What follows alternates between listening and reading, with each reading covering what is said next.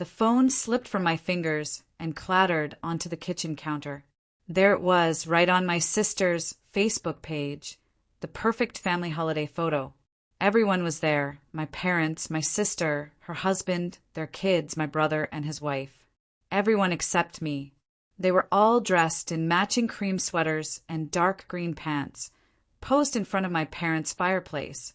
My stomach twisted into a cold, hard knot as I scrolled through the comments. What a beautiful family. You all look so perfect together. Love the matching outfits. I hadn't even known they were taking a family photo that day. No one had told me. I picked up my phone again, my hand trembling slightly as I zoomed in on their smiling faces. This wasn't just any photo. It was now my mother's profile picture, my father's cover photo, and even my brother had shared it. This was the official family portrait, and I had been erased from it. My name is Emma Reynolds. I'm 42 years old, a successful marketing director, homeowner, and apparently invisible to my own family. I stared at their matching outfits and forced a laugh that sounded hollow in my empty kitchen. Of course, that explained it. I wouldn't have matched. The past 3 years flashed through my mind, the gradual cooling of invitations, the increasing number of, "oh, we forgot to tell you" moments, the way conversations would sometimes halt when I walked into a room. I had told myself I was being paranoid, that everyone was just busy with their own lives. Now, the truth was staring me in the face, wrapped in cream cashmere and hunter green corduroy. I poured myself a glass of wine and sat down at my kitchen island, the granite cold beneath my elbows. Outside, Christmas lights twinkled on my neighbors' houses. Inside, the silence of my home pressed against my ears. I scrolled back through my text messages with my sister, Meredith. "Hey, what time should I come over tomorrow?" I had texted 3 days ago, asking about the usual Sunday dinner at our parents' house. "Oh, Mom and Dad are actually tired this weekend. We're skipping. I'll let you know about next week," she had replied. I checked the timestamp on the family photo. Posted yesterday, Sunday. The dinner hadn't been canceled. I just hadn't been invited. My phone buzzed in my hand. A text from my mother. "Emma, dear, are you coming to Christmas dinner this year? Let me know so I can plan the seating." I stared at the message, my throat tightening. Christmas was 2 weeks away. They had already taken the family holiday photo without me, but were graciously checking if I'd occupy a chair at dinner. Perhaps they needed someone to take the next round of photos. I didn't respond. Instead, I opened my laptop and began searching for flights. Anywhere. A beach, perhaps. Somewhere warm and far away from cream sweaters and family portraits, where I didn't belong. The next morning, I walked into my office with purpose. I had booked a 2-week trip to Costa Rica over Christmas and New Year's, requested the time off, and was ready to throw myself into work until then. I had 15 years of perfect attendance at family Christmas. This year, they could have their matching sweater harmony without my discord. "Morning, boss." My assistant, Tara, greeted me with her usual cheerful smile. At 25, she radiated an energy that sometimes made me feel ancient, but today I welcomed it. "You look different. New haircut." "No," I said, setting my bag down. "Just made some holiday plans." "Oh." Tara perked up. "Something fun with the family?" I paused, the words catching in my throat. "Solo trip. Costa Rica." Tara's eyes widened. "That sounds amazing. But will your family be okay with you missing Christmas?" I smiled tightly. "They'll survive." Throughout the day, I buried myself in work, reviewing marketing campaigns and approving final holiday promotions. By lunchtime, I had 5 missed calls from my mother and 3 texts from Meredith asking why I wasn't answering Mom's calls. I silenced my phone and continued working. At 3 p.m., my office door opened without a knock, and there stood my mother, Barbara Reynolds, in her camel hair coat and pearl earrings, looking as if she'd just stepped out of a country club luncheon. "Emma," she said, her voice carrying that familiar note of disapproval. Why haven't you been answering your phone? I looked up slowly from my computer. I'm at work, Mom. What are you doing here? She closed the door behind her and sat in one of the chairs facing my desk. Your sister said you weren't answering anyone's calls. I was worried. I've been busy, I said, gesturing to the stacks of files on my desk. End of year rush. My mother nodded, though her eyes told me she didn't quite believe me. Well, I needed to confirm if you're coming to Christmas. Everyone else has already RSVP'd. I leaned back in my chair. Everyone who was in the family photo. A flicker of something, recognition, perhaps even guilt, crossed her face before quickly disappearing. What photo? The holiday photo. On Facebook, everyone in matching outfits in front of the fireplace. She waved her hand dismissively. Oh, that was just an impromptu thing. We were all there for dinner, and Meredith thought it would be cute if we matched. She brought extra sweaters. Dinner on Sunday? The dinner that was canceled because you and Dad were tired. My mother's perfect composure faltered for just a moment. Well, we were tired, but then everyone stopped by anyway and no one thought to call me. I finished for her. Emma, don't be dramatic. It wasn't a planned thing. I opened Facebook on my computer and turned the screen toward her. Coordinated outfits in the same color and style for 8 people. Dad's wearing a tie that matches everyone's pants. The kid's hair is done. There's a professional quality camera, setting judging by the depth of field. Mom, this wasn't impromptu. She sighed heavily. Fine. Meredith organized it. She thought it would be nice to have a family photo for the Christmas cards. And I wasn't included because... My mother fidgeted with her pearl bracelet, a telltale sign she was uncomfortable. You know how you are, Emma. You're always so busy, and you never really fit in with these things. You would have complained about the sweaters or said the whole matching outfit idea was cheesy. The truth hit harder than I expected, even though I had suspected it. So rather than ask me and risk me saying no, you just excluded me altogether. We didn't exclude you. We just didn't include you in this particular photo. She reached across the desk and patted my hand. But you're absolutely included in Christmas dinner. That's why I'm here. I withdrew my hand and straightened some papers on my desk. I won't be at Christmas dinner this year. I've made other plans. My mother's eyes widened. What? You can't miss Christmas, Emma. It's family tradition. Apparently family traditions are optional now. I've booked a trip to Costa Rica. Cancel it, she said firmly. I laughed a short, bitter sound. No, Emma, you're being childish. So you missed one photo. It's not about the photo, Mom. It's about what the photo represents. You all got together, dressed alike, posed together, and shared it with the world. No one even told me it was happening. That says everything about where I stand in this family. My mother stood up, her face flushed. This is exactly what I mean. You always have to be different. Everyone else can compromise and go along with things, but not Emma. Emma has to make a statement, be contrary, refuse to blend in. Blend in. I repeated, is that what family is supposed to be about? Everyone looking and acting exactly the same. Family is about harmony, about considering others' feelings, about being part of something bigger than yourself. She picked up her purse. But you've always insisted on standing apart, and then you feel hurt when you're left standing alone. Her words stung, all the more because there was a grain of truth in them. I had always been the odd one out in my family, the one who left our small town for college and never came back except for visits, the one who chose a career over an early marriage, the one who spoke up at family gatherings when uncomfortable topics were being swept under the rug. I'll tell your father you've made other plans, she said coldly.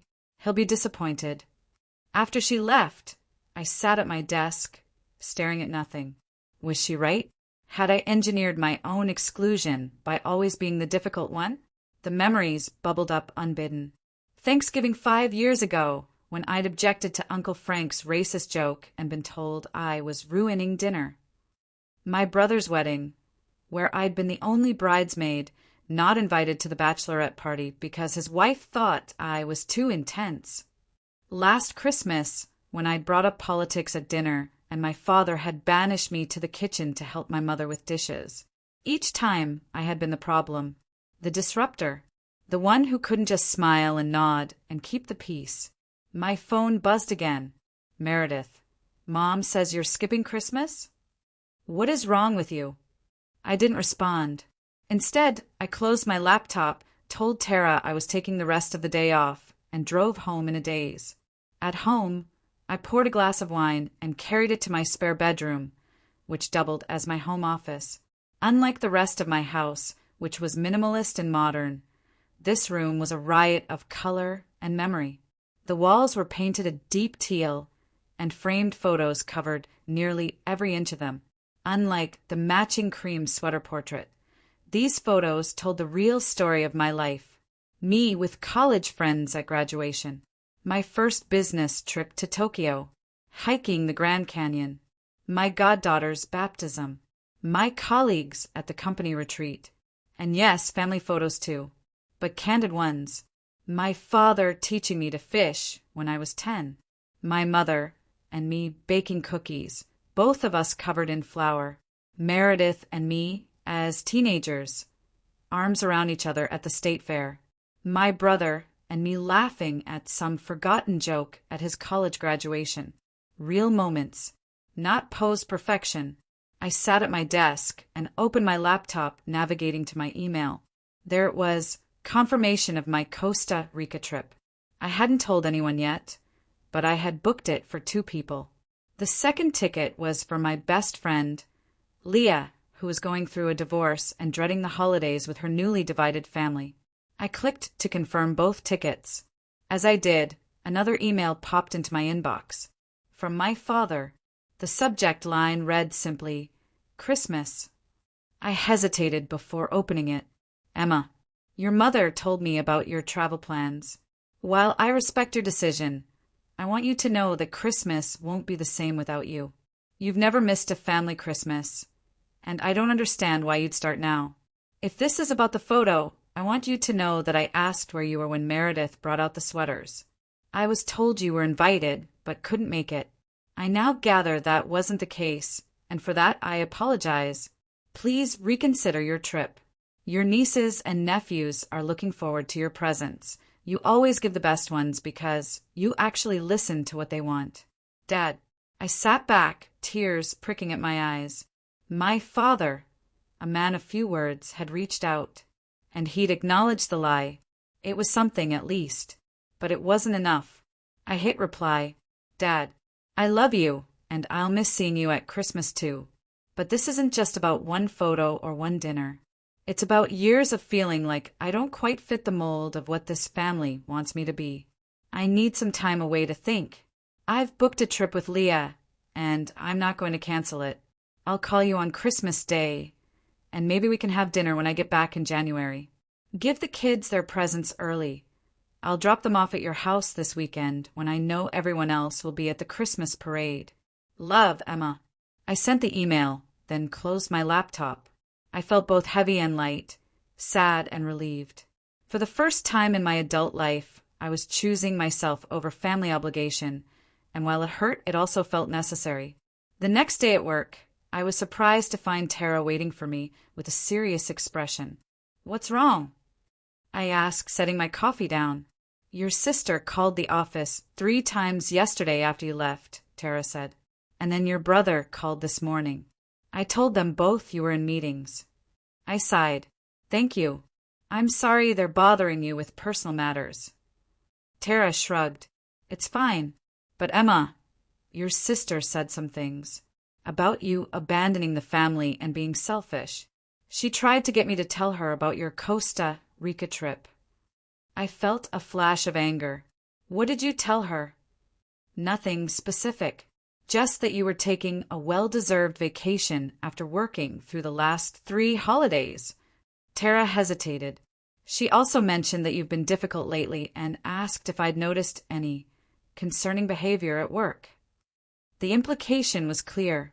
My family was trying to paint me as unstable rather than acknowledge their role in pushing me away. Thank you for your discretion, I said. And just so you know, I'm perfectly fine. I'm just setting some boundaries with my family, and they're not taking it well. Tara nodded, then surprised me by giving me a quick hug. For what it's worth, I think what you're doing is brave. My mom always says that family isn't just blood, it's the people who act like family. Her words stayed with me throughout the day. Family isn't just blood, it's the people who act like family. That evening, I went to my friend Leah's house for dinner. Leah and I had been friends since our first job out of college, and she knew my family situation almost as well as I did. After her recent separation, she had moved into a small but cozy apartment across town. "So you really booked us tickets to Costa Rica?" she asked, serving us both heaping plates of lasagna. At my nod, she broke into a wide smile. "Emma Reynolds, you continue to be full of surprises. What brought this on?" I showed her the Facebook photo on my phone. "Wow," she said after a long moment. "That's pretty blatant." "Right." I felt validated by her reaction. And then my mother had the nerve to show up at my office and tell me I'm the problem because I don't blend in enough. Leah took a thoughtful bite of lasagna. "You know what this reminds me of? Remember that toxic relationship I was in before I met Mark? Jason constantly made me feel like I was too much, too loud, too opinionated, too everything. He'd forget to invite me to things with his friends and then tell me it was because I wouldn't have enjoyed it anyway." I nodded. "But this is my family, not some jerk boyfriend I can dump." "True," Leah said, "but the dynamic isn't so different. They want you to be someone you're not, and when you refuse, they punish you by excluding you." We ate in silence for a moment, the weight of her words settling between us. "So what exactly happened when you told them you weren't coming to Christmas?" she finally asked. I filled her in on the exchanges with my mother, Meredith's text, and my father's email. "And now they're calling my assistant and suggesting I'm having some kind of breakdown," I finished. Leah's eyes flashed with anger. "That's gaslighting. Classic. When you don't behave the way they want, they try to make you think you're crazy." I pushed my food around my plate. Maybe they're right. Maybe I am overreacting to one stupid photo. "Emma." Leah put her fork down firmly. "This isn't about one photo. This is about a pattern of behavior where they consistently make you feel like you don't belong unless you conform to their expectations. And when you finally stand up for yourself, they call you crazy." Her words crystallized something I had been feeling but couldn't articulate. This was a pattern, not an isolated incident. "I don't want to cut them off," I said quietly. "They're still my family." "Setting boundaries isn't the same as cutting people off," Leah said. "You're not saying you'll never see them again. You're just saying you won't participate in situations that make you feel diminished." I nodded slowly. Like Christmas dinner, where I'd have to pretend everything is fine while they all match in their new Christmas sweaters and pretend the photo never happened. "Exactly." Leah reached across the table and squeezed my hand. "And I, for one, am thrilled to be spending Christmas on a beach with my best friend instead of watching my ex-husband's family pretend not to hate me." I smiled, feeling lighter than I had in days. "We're going to have an amazing time." "Damn right we are," Leah agreed. "And who knows? Maybe by the time we get back, your family will have had a chance to reflect on why you needed to get away." I raised my wine glass. "To boundaries." Leah clinked her glass against mine. "To boundaries. And to found family." As I drove home later that night, I felt more at peace with my decision. I would go to Costa Rica. I would set my boundaries. And when I returned, maybe, just maybe, my relationship with my family could begin to heal on new, more authentic terms. But first, I had to make it through the next 2 weeks of attempted guilt trips, flying monkeys, and the emotional weight of breaking tradition for the first time in my adult life. It wouldn't be easy, but as I pulled into my driveway and looked up at my house, my sanctuary, decorated exactly as I liked it with no one else's input, I knew it would be worth it. The Christmas lights I had strung along my porch railing twinkled in the darkness. I had put them up alone, the way I did every year. No matching sweaters, no posed perfection. Just me, being myself, creating my own light in the darkness. Tomorrow, I would drop off the kids' presents at my parents' house. I would continue to ignore the guilt-tripping texts. I would finish my work projects and prepare for my trip. And step by step, I would reclaim my sense of self-worth from a family dynamic that had slowly eroded it over years. For the first time in a long time, I felt a flicker of genuine excitement for the holidays. Not anxiety about family tensions, not dread of passive-aggressive comments, but actual joy at the prospect of doing exactly what I wanted with someone who accepted me exactly as I was. As I unlocked my front door, my phone buzzed with yet another text. Meredith again. Mom is crying because you're abandoning us at Christmas. Is that what you wanted? I took a deep breath and deleted the message without responding. The guilt trip wouldn't work this time. I was done being the family scapegoat. I was done apologizing for not matching. The next morning, I woke up with newfound resolve.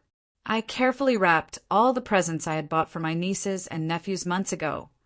Art supplies for my brother's daughter who loved to draw, a telescope for my sister's science-obsessed son, and carefully selected gifts for the others based on the interests they had shared with me throughout the year.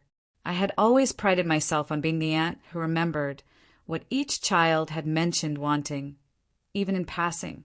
I loaded the gifts into my car and drove to my parents' house, timing my visit for when I knew they would be at the Christmas parade downtown. The familiar streets of my childhood neighborhood were decked with wreaths and lights, each house competing to outdo the others with holiday spirit. My parents' colonial-style home stood out with its tasteful white lights outlining every architectural feature, the same decoration scheme they had used for the past 20 years. Using my key, I let myself in and placed the gifts under the tree in the living room. I stood for a moment, taking in the immaculate space. The tree was perfectly decorated, as always, each ornament placed with precision. The matching cream and green throw pillows on the sofa coordinated with the table runner, and the ribbons on the gifts already there. Everything in perfect harmony, except for my gifts, wrapped in bright paper with colorful bows, a deliberate choice I now realized that had always been my small rebellion. I was about to leave when I noticed a silver-framed photo on the mantel that I hadn't seen before. I walked closer to examine it. It was an old picture from at least 10 years ago of me with my parents at my MBA graduation. My mother stood on my left, my father on my right, all of us beaming at the camera. I was in my cap and gown, clutching my diploma, while they wore their Sunday best. No coordination, no matching outfits, just genuine pride and joy. I picked up the frame, a lump forming in my throat. Why was this photo here now? Had it always been there and I just hadn't noticed? Or had someone placed it deliberately after our confrontation about the Christmas photo? The sound of a car door slamming outside startled me. I quickly set the photo down and hurried to the back door, slipping out just as I heard the front door opening. I wasn't ready to face any of them yet. Back in my car, I sat for a moment, hands gripping the steering wheel. That photo had stirred something in me. A reminder that there had been times when my achievements and individuality had been celebrated by my family, not just tolerated. What had changed since then? The next week passed in a blur of work deadlines and travel preparations. My family's attempts to contact me continued, growing more frequent and increasingly dramatic as Christmas approached. From my mother, Emma, please don't do this to us. Christmas is about family. From Meredith, you're breaking Mom's heart. Is your point really worth ruining Christmas for everyone? From my brother, Michael, hey, sis, whatever's going on with you and Mom and Meredith, don't punish the kids by not being there. They're asking about you. My father didn't text or call again after our email exchange which was typical of him. He had said his piece, and now he was waiting for me to make my decision. The emotional manipulation was familiar, but this time I saw it clearly for what it was. Every message placed the responsibility for everyone's happiness squarely on my shoulders. If Christmas was ruined, it would be my fault for not playing my assigned role. No one acknowledged their part in excluding me from the family photo or the pattern of subtle exclusion that had been building for years. 3 days before my departure for Costa Rica, I received an unexpected visitor at my home. It was my niece, Lily, my brother's 16-year-old daughter. When I opened the door to find her standing on my porch, hands shoved into the pockets of her jacket, I was momentarily speechless. "Aunt Emma," she said, her voice somewhere between defiant and uncertain. "Can I come in?" I stepped aside to let her enter. "Of course. Does your dad know you're here?" She shrugged, which I took as a no. "I borrowed Mom's car. I have my license."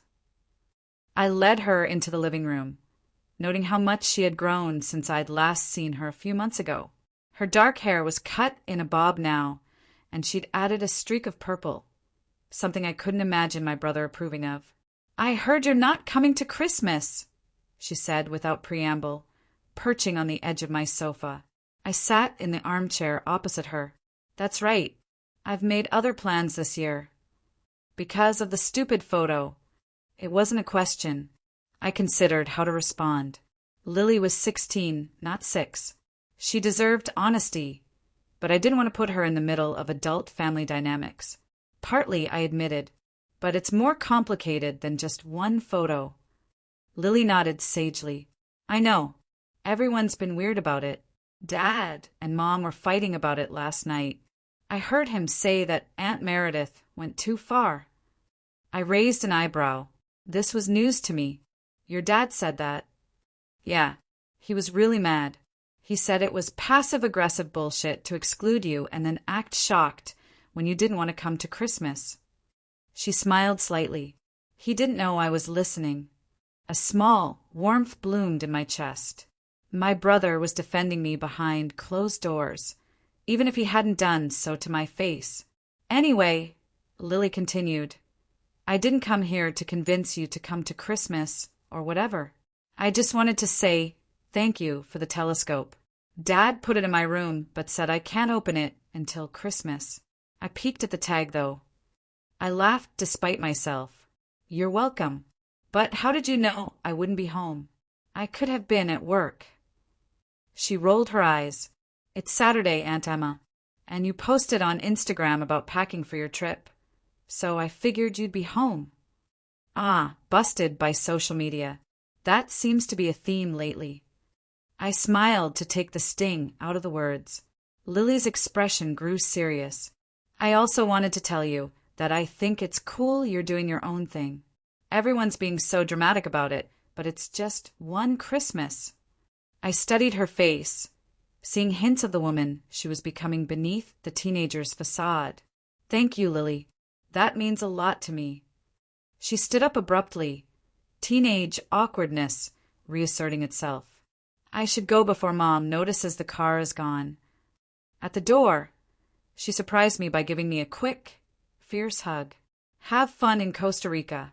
I saw that on Instagram, too. After she left, I sat back down, processing the unexpected visit. So Michael had been angry about my exclusion from the photo. That added a new dimension to consider. Perhaps the family wasn't as united in their treatment of me as I had assumed. The day before my departure, I was finishing up at the office, determined to leave everything in order for my 2-week absence. Tara had been incredibly helpful, taking on additional responsibilities and assuring me that everything would run smoothly while I was gone. "Your brother called again," she said as I was gathering my things to leave. He sounded different this time. Not angry, just, I don't know, sad maybe. I sighed. "Did he leave a message?" "He asked if you could call him before you leave. Said it was important." I debated internally. Part of me wanted a clean break before my trip, no last-minute family drama to cloud my vacation. But Lily's revelation about Michael's defense of me had softened something in me. Thanks, Tara.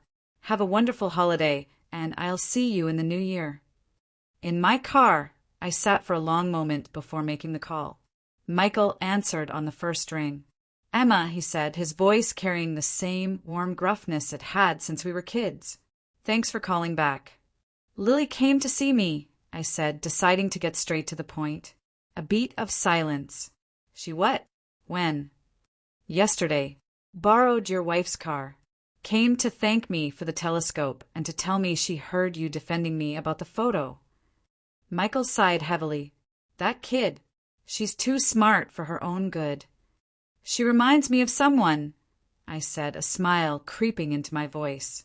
Michael and I had been allies as children, both of us more questioning and independent than our people-pleasing sister. Yeah, well, he cleared his throat. I wanted to tell you myself. I didn't know about the photo setup until I got to Mom and Dad's that Sunday.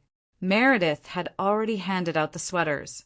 When I asked where yours was, she said you couldn't make it. And you believed her. At first, yeah. But then Mom kept changing the subject whenever I asked about you, and Dad looked uncomfortable. After the photo, I texted you, but you didn't respond. I checked my phone history. There was indeed a text from Michael that Sunday evening that I had missed in my emotional turmoil. Missed you today. Everything okay?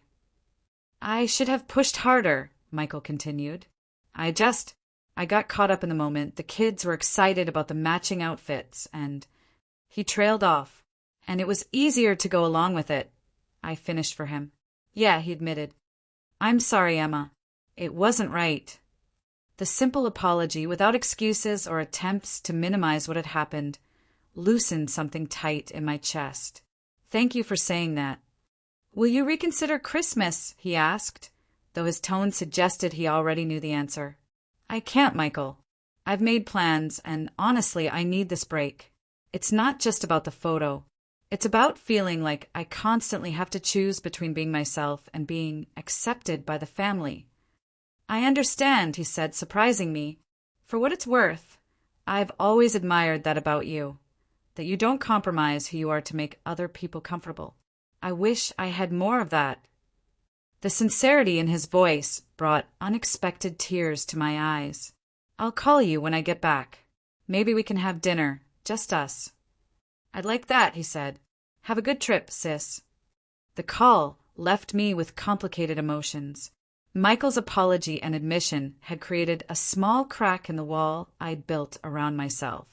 But I still felt resolute about my decision to miss Christmas. One apology, however genuine, couldn't erase years of subtle exclusion and the expectation that I would mold myself to fit the family's preferred image.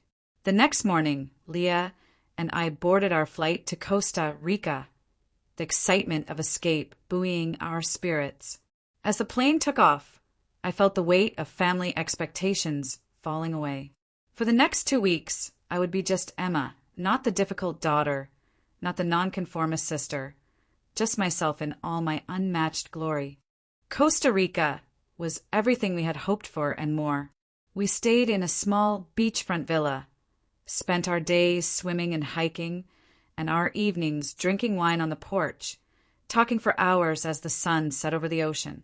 No schedules, no expectations, no need to perform for anyone. On Christmas Day, I called my father as promised. The conversation was brief but civil. He told me the kids had loved their gifts, especially Lily, who had already set up the telescope and was monitoring the stars every clear night. He didn't try to make me feel guilty or ask when I was coming home. He just wished me a Merry Christmas and said they missed me. It was exactly what I needed. Acknowledgement of my absence without emotional manipulation. I didn't call my mother or Meredith. That was a boundary I wasn't ready to cross yet. As the days passed, filled with sunshine and freedom, I found myself doing something I hadn't done in years, reflecting deeply on what I wanted from my relationship with my family moving forward. Not what they wanted from me, not what would keep the peace, but what would allow me to remain true to myself while still maintaining connections with the people I loved. Leah and I had many long talks about family dynamics, boundaries, and the difference between compromise and capitulation. As someone going through a divorce, she had her own complicated feelings about what family meant and what sacrifices were worth making to preserve it. "The thing is," she said one evening as we sat watching the sunset, "you can't change them. You can only change how you respond to them." I nodded, sipping my wine. "I know. I'm not trying to change them anymore. I'm just trying to figure out how to be around them without losing myself. And sometimes that means not being around them at all," Leah added. "At least for a while." "Exactly. This trip has been like coming up for air after being underwater too long. I didn't even realize how much energy I was spending trying to fit in until I stopped trying." Leah smiled. "It looks good on you, this freedom. You seem lighter." I felt lighter, too. The constant background hum of anxiety that had accompanied thoughts of my family had quieted. I was sleeping better, laughing more easily, even standing taller. The physical distance had created the emotional space I needed to reevaluate everything. The day before we were due to return home, I received an unexpected email from my mother. The subject line read, "When you're ready." I almost didn't open it, afraid it would be another attempt to make me feel guilty. But curiosity won out. "Emma, I've been doing a lot of thinking since our conversation in your office. Your absence at Christmas was felt deeply by all of us, though perhaps it needed to be felt for us to understand what we've been doing. Your father and I have been talking, really talking, about how the family dynamics have shifted over the years. He pointed out something I hadn't considered, that in our desire for harmony and cohesion, we've been subtly punishing individualism, particularly yours. The photo was thoughtless and hurtful. I won't make excuses for it. Meredith organized it, but I went along with it, and for that I am truly sorry. When you return, if you're willing, I'd like to have a conversation. Just the two of us. Not to convince you of anything or to make you feel bad about your choices, but to listen. Really listen. I love you, Emma. I always have, even when I haven't shown it well. Mom." I read the email 3 times, trying to gauge its sincerity. It seemed genuine, the acknowledgement of hurt, the lack of excuses, the desire to listen rather than convince. It was unlike any communication I'd received from my mother in years. I showed it to Leah, who read it with a thoughtful expression. "What do you think?" I asked. "I think it's a start," she said cautiously. "The real test will be whether she actually listens when you meet, or if she slips back into trying to manage how you fit into the family picture." I nodded. "I'm willing to have the conversation, but I'm not willing to go back to how things were." "Good," Leah said firmly. "Don't settle for crumbs of acceptance." The flight home was bittersweet. I was tan, rested, and more centered than I had been in years, but I was also returning to reality and the complicated relationships I had temporarily escaped. The day after I got back, I unpacked, did laundry, and prepared for my return to work. I also replied to my mother's email, suggesting we meet for lunch at a neutral location, a cafe downtown, rather than at her house or mine. She agreed immediately. When I arrived at the cafe 2 days later, I found my mother already seated at a corner table, looking uncharacteristically nervous. She had dressed simply, I noticed, in a sweater and slacks, her usual pearl earrings absent. "Emma," she said, standing to greet me. She hesitated, then gave me a brief hug, which I returned stiffly. "You look wonderful. The trip must have agreed with you." "It did," I said, sitting down across from her. "It was exactly what I needed." We ordered coffee, and an awkward silence fell between us. I waited, determined that she would be the one to broach the subject that had brought us here. Finally, she took a deep breath. "I owe you an apology, a real one, not just the words, but an acknowledgement of what I did wrong." I nodded, encouraging her to continue. "The photo. When Meredith suggested it, I knew you wouldn't be included. I knew, and I went along with it because it was easier than dealing with the tension that always seems to arise between you two." She twisted the napkin in her lap. "I told myself it wasn't a big deal, that you wouldn't care about something so silly as matching sweaters, that you might even roll your eyes at the whole thing. But that's not the point, is it?" I said quietly. She met my eyes. No, it's not. The point is that we excluded you because it was easier than including you on your own terms. And it wasn't just the photo. It's been happening in small ways for years. Her self-awareness surprised me. This didn't sound like the mother who had barged into my office insisting I was being dramatic. What changed? I asked. Between our conversation in my office and now. She sighed. Your father, for one. He was very upset about the whole thing once he understood what had happened. And then Christmas Day without you. It was like there was a hole at the table that no one knew how to address. I waited, sensing there was more. And I've been seeing a therapist, she admitted, the words coming out in a rush. I started a few months ago for my anxiety, but lately we've been discussing family patterns. She helped me see some things more clearly. This was news to me. My mother, who had always dismissed therapy as navel-gazing nonsense, was now seeing a therapist. That's unexpected, I said honestly. She smiled wryly. I'm full of surprises in my old age. The waitress brought our coffees, and we both took the moment to collect our thoughts. I don't expect one conversation to fix everything, my mother continued, but I wanted you to know that I'm trying to understand, trying to see how our family dynamics have affected you. I took a sip of my coffee, considering my response. I appreciate that, and I'm willing to work on our relationship. But I need you to understand that I'm not going to change who I am to fit some ideal of family harmony. I know, she said. I don't want you to. Not anymore. She reached across the table and tentatively placed her hand over mine. The family photo this year was perfect and artificial, but it wasn't real because you weren't in it. And I missed the real. Her words were like a key unlocking something inside me. She had finally named the dynamic that had been damaging our relationship for years, the preference for perfect appearances over authentic connection. I miss the real too, I admitted. I've missed being seen for who I am, not who you wished I was. My mother nodded, her eyes bright with unshed tears. I can't promise I'll never slip back into old patterns, but I can promise to try, and to listen when you tell me I've missed the mark. It wasn't a complete resolution, but it was a beginning, a crack in the foundation of our dysfunctional family dynamics that might, with care and attention, widen into a door through which real change could enter.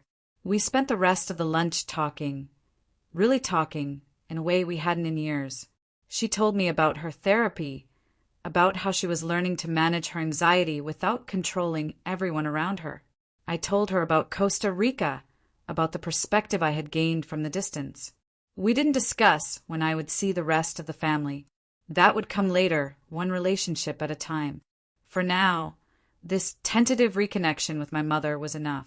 As we were preparing to leave, my mother reached into her purse and pulled out a small, flat package wrapped in silver paper. Your Christmas gift, she said, handing it to me.